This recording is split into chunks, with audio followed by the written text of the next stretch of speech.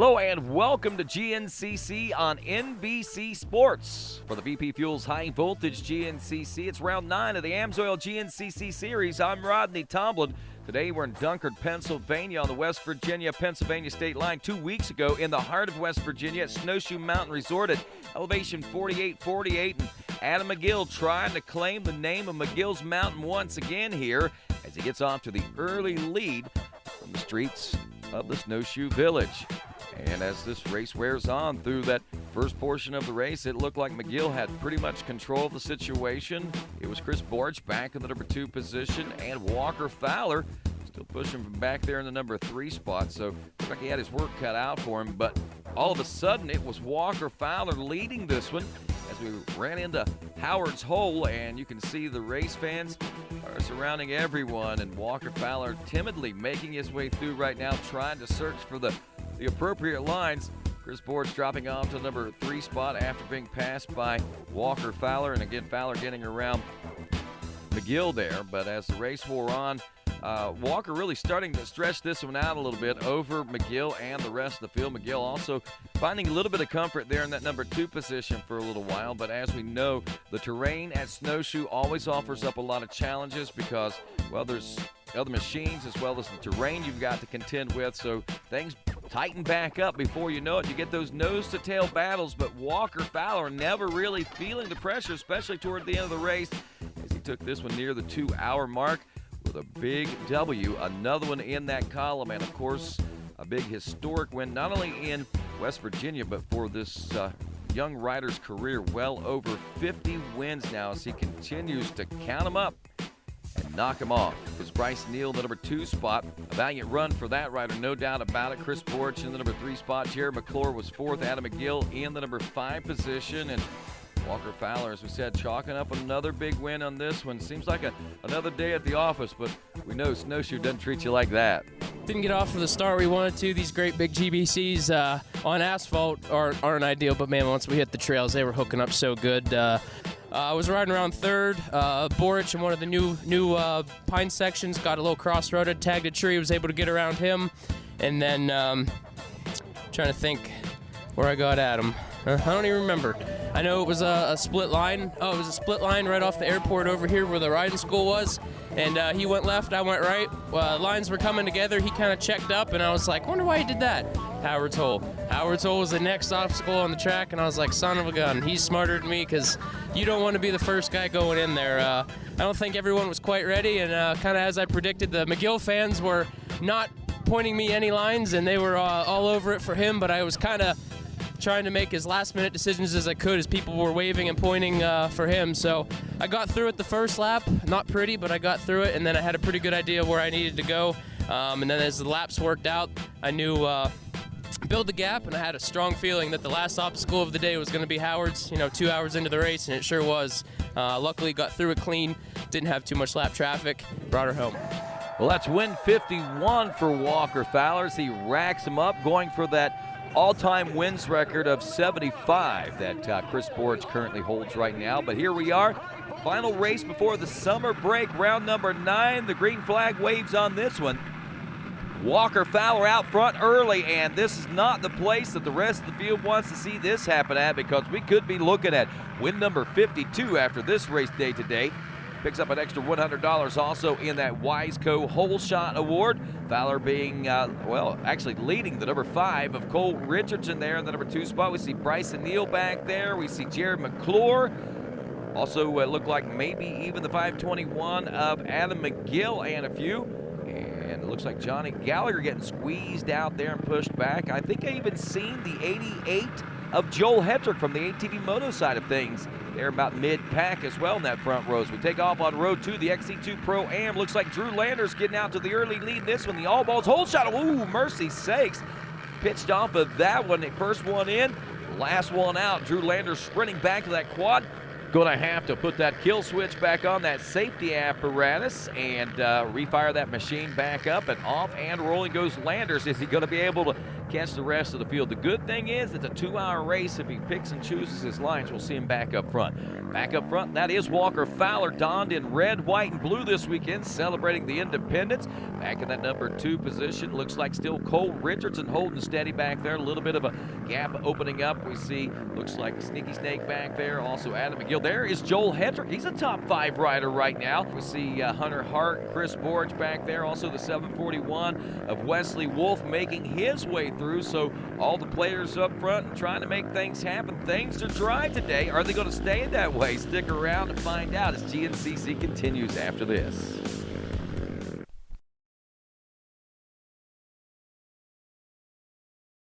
GNCC on the NBC Sports Network is brought to you by AMSOIL, the first in synthetics. Specialized Turbo e-bikes. It's you, only faster. And by Rocky Mountain ATV MC. Get ready. And welcome back to Dunkard, Pennsylvania for round 9 of the AMSOIL GNCC, the race before the summer break, and Walker Fowler leading this one into the Monster Mile with the number 5 of Cole Richardson in second. There's Adam McGill in third, and fourth is the number 4 of Bryson Neal, and the 88 of Joel Hedrick, ATV motocross champion, former champion, right there in the number 5 position. This is his first GNCC in a couple of years. He dabbles every once in a while, but hey, they said at the Phoenix Honda Racing Team, looks like his shots of an ATV motocross championship may be out the window, so he's coming out to play. Also playing is the number 1 of Walker Fowler, but maybe not playing so much. I know that he mentioned he was a little concerned about the chances. Whoa!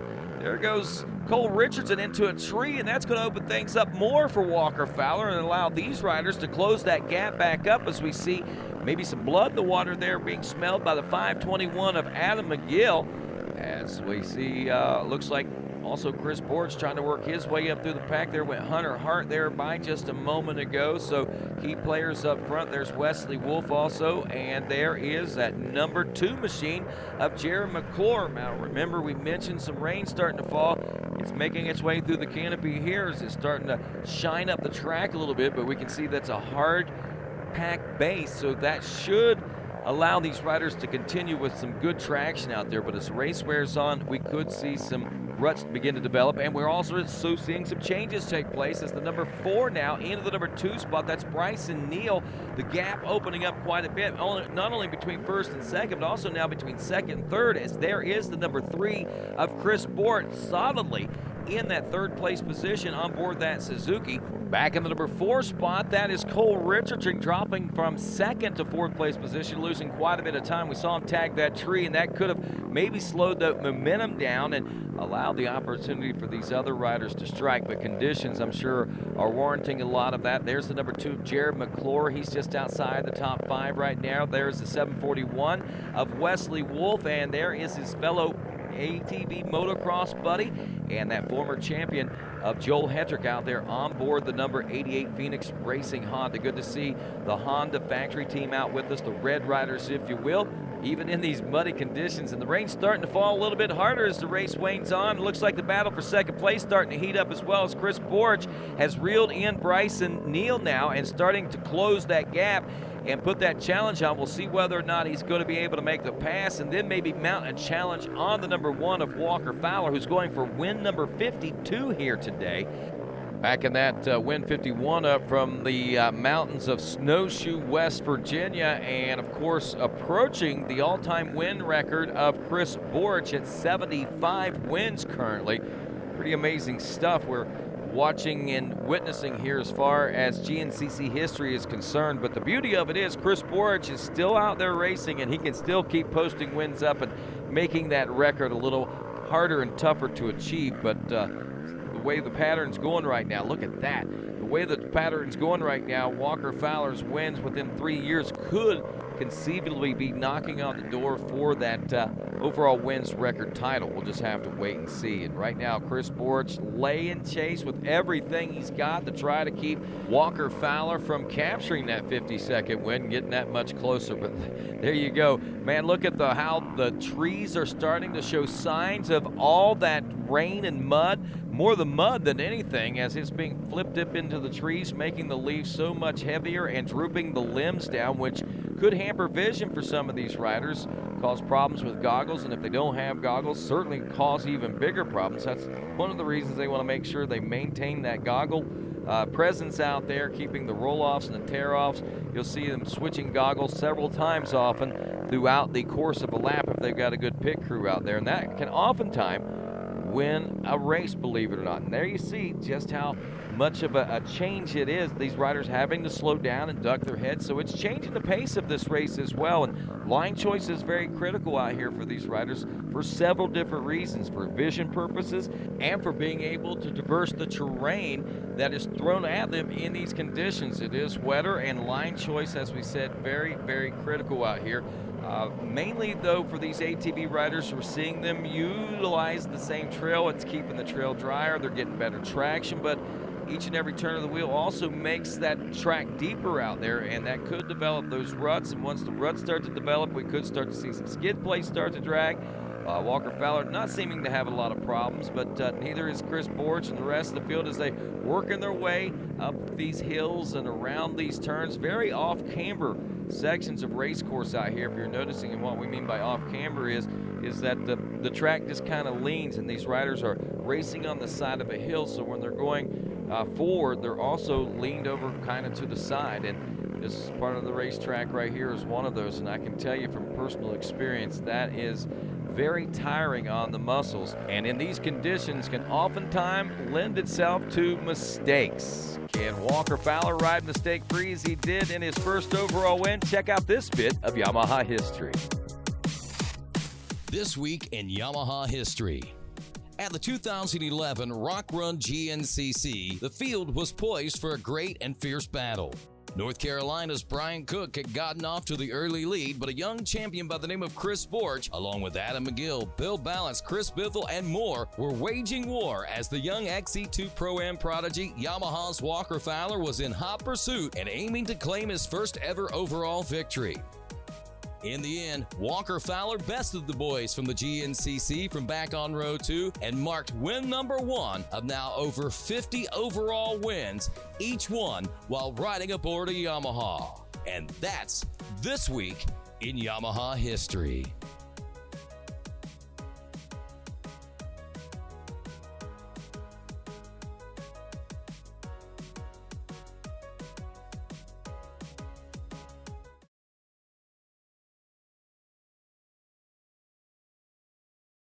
GNCC on the NBC Sports Network is brought to you by AMSOIL, the first in synthetics.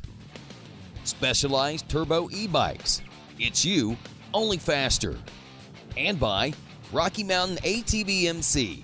Get ready. And welcome back to GNCC on NBC Sports from Dunkard, Pennsylvania, and this high-voltage GNCC where we come to the closing moments and a heated wheel-to-wheel battle with Walker Fowler leading Chris Borch now as they head to the checkers. Back in the number 3 position, I believe there it is. And yes, Cole Richardson still back in the number 3 spot, but there in that first and second place position. Will Chris Borch be able to make the pass as we approach this finish line region? Will he be able to make the forge on him? Here we come, final 2 turns. Borch into contact now with the number 1 of Walker Fowler. Fowler off the track nearly and regains composure now. Borch out of control into the turn and slamming into the number 3 is Walker Fowler. He makes the pass, and Walker Fowler will make the drive to the checkers and take the win in a last lap, last punch pass, literally heading toward the checker flag. Wow, watch this one last time. Chris Borch had made the bump first, and then Walker Fowler coming in too hot, as did Chris Borch. They get together, and Walker Fowler comes out with the advantage and the win.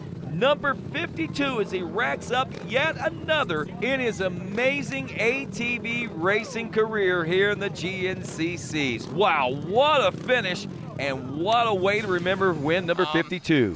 Finish line.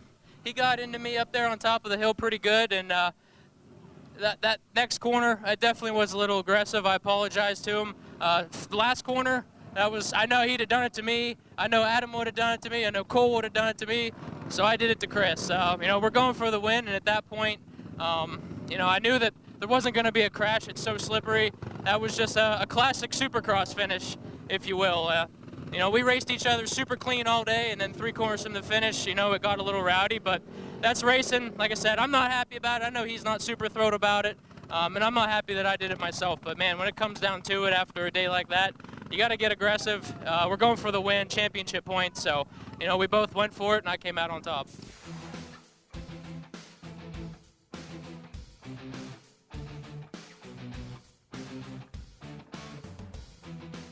Yeah, we had a decent start, and then was just sitting back there chilling, and then the rain came. And these Maxxis tires, these new rears were unbelievable. I can just put it anywhere and just drive out. And last lap here, last couple laps, I was just kind of biding my time, just back there chilling. And I tried to sprint away at the one time, and there's a gnarly off camber, and we all got bottled up there, walked right back by, and just kind of ran them back down, and stopped and got goggles, and I was hoping that would make me to the end, but I was eating a lot of roost. These Scott goggles are unbelievable, but we just ran out of film, and last lap there, coming to the finish, we had the inside. I knew where the hay bale was. I looked at it the time before. I kind of pitched it in and rubbed on Walker, kind of gave him a little bump, pushed him down in the mud, and I thought I had it, and I sprinted too hard to the next corner, kind of blew it wide, and I tried to square it up, turn it, and get going, and then,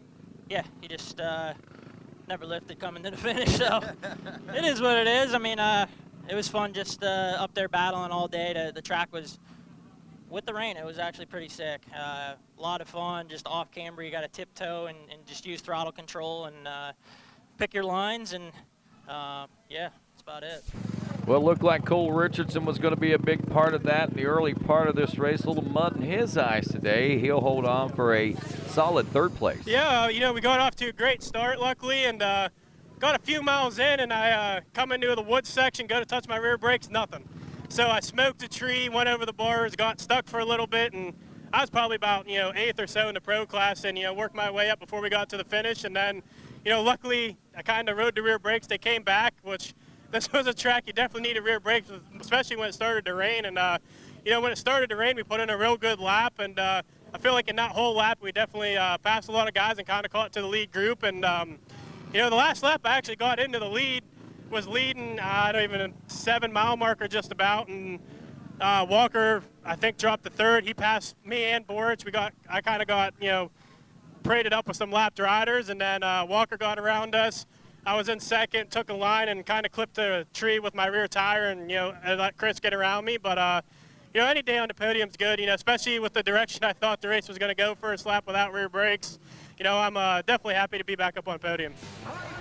A good place to be, no doubt about it, as we take a look at the AMSOIL recap. Look how beautiful and sunny it was, and dry and dusty when the green flag waved on this. And man, I tell you, the tables turned as this race wore on. But Walker Fowler getting up front early on. It made for a long day for everyone, and he tried to stretch things out as he spread his wings like the Eagle of Independence. Coltrane latching right on and keeping them honest. And then the rains came, and all of a sudden we saw things start to change. It was, again, Fowler out front, but we saw the loss of Cole Richardson. He dropped back to 4th. Chris Boric moved up to 2nd. We saw Bryce Neal up there. So, I mean, there was a lot going on in the early part of this race and throughout the entire race, as a matter of fact. A lot of passes taking place. I think a lot of it can be warranted just for this right here, the conditions, the rain, the mud, how quickly it turned around and how things changed. And I'll tell you, the finish, if you stuck around for this one, it was certainly worth the wait in the mud, no doubt, as we saw headed there toward the finish line. Chris Boric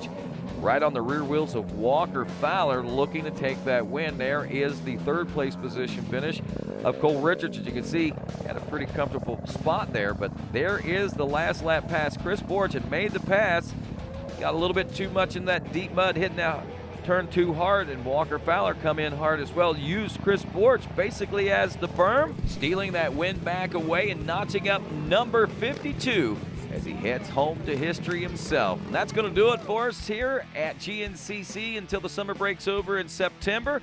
We'll see you then. I'm Rodney Tomlin.